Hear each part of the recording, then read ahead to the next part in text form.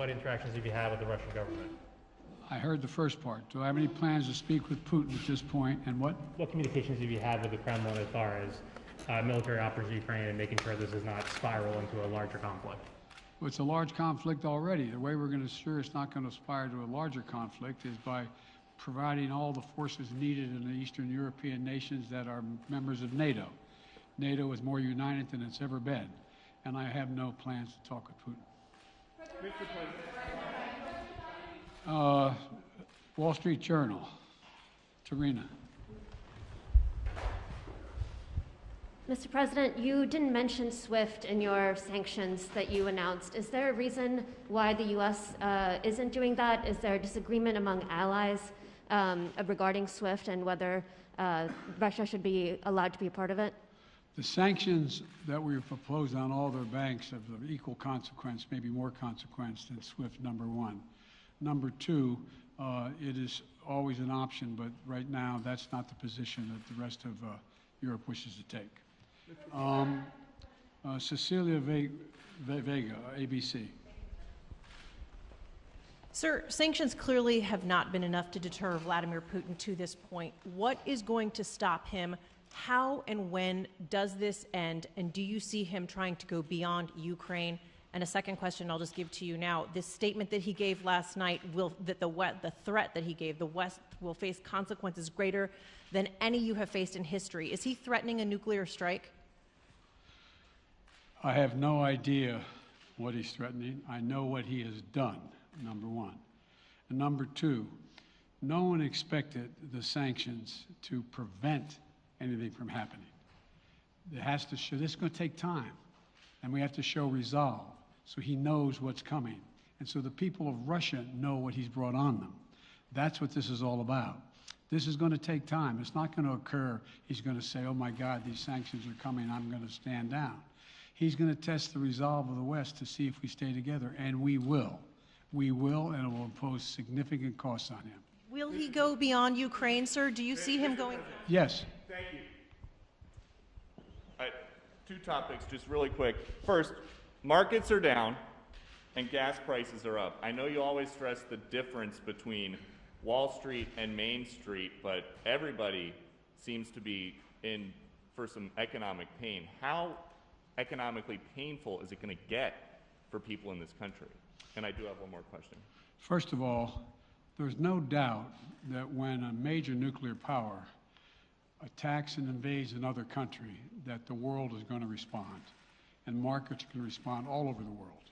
So there's no doubt about that, number one. Number two, the notion that this is going to last for a long time is highly unlikely as long as we continue to stay resolved in imposing the sanctions we're going to impose on Russia, period. What's the next question? I'm sorry. The next question is, did you underestimate Putin, and would you still describe him the way that you did in the summer as a worthy adversary? At the time, he was, I made it clear, as an adversary, and I said he was worthy. I didn't underestimate him. And I've read most of everything he's written. Did you read I shouldn't, I'm not a wise guy.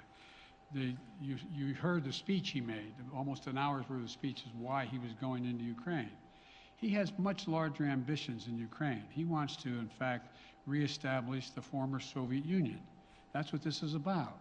And I think that his ambitions are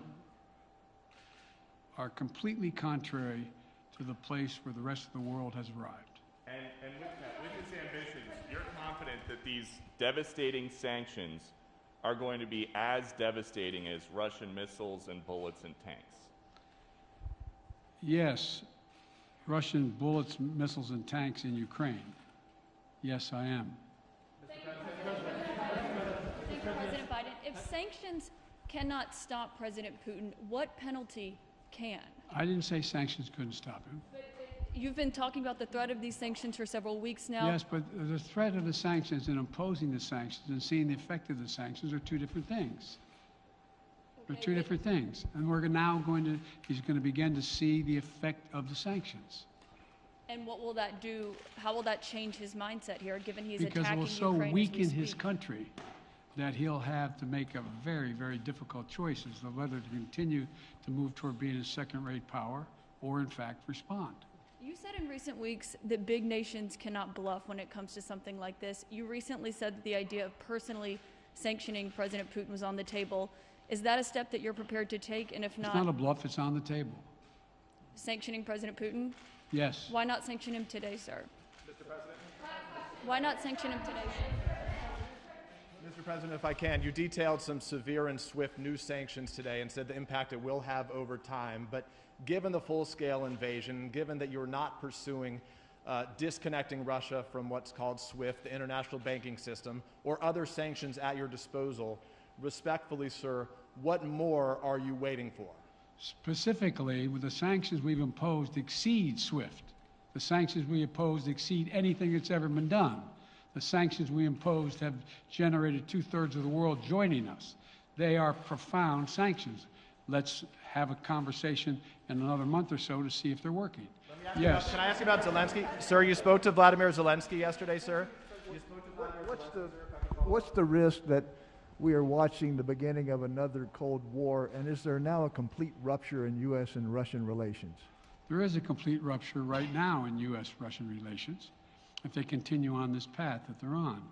And in terms of a Cold War, that depends. You have the vast majority of the rest of the world in total opposition to what he's doing, from Asia to South America to Europe to around the world. And so it's going to be a cold day for Russia. The idea, you don't see a whole lot of people coming to his defense. And are you, if I could follow up, sir, are you urging China to help isolate Russia? Are you urging China to help isolate Russia? I'm not prepared to comment on that at the moment.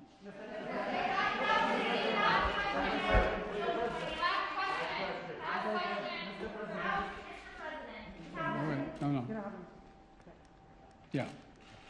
No. He's had his hand up a long time. Thank you, Mr. President. How concerned are you that Putin wants to go beyond Ukraine into other countries, and the U.S. will have to get involved if he moves into NATO countries? Well, if he did move into NATO countries, he will be involved. We will be involved. The only thing that I'm convinced of is if we don't stop now, he'll be emboldened. If we don't move against him now with these significant sanctions, he will be emboldened. And look, you know, well, anyway. Can you talk anything more about your conversation? Mr. President.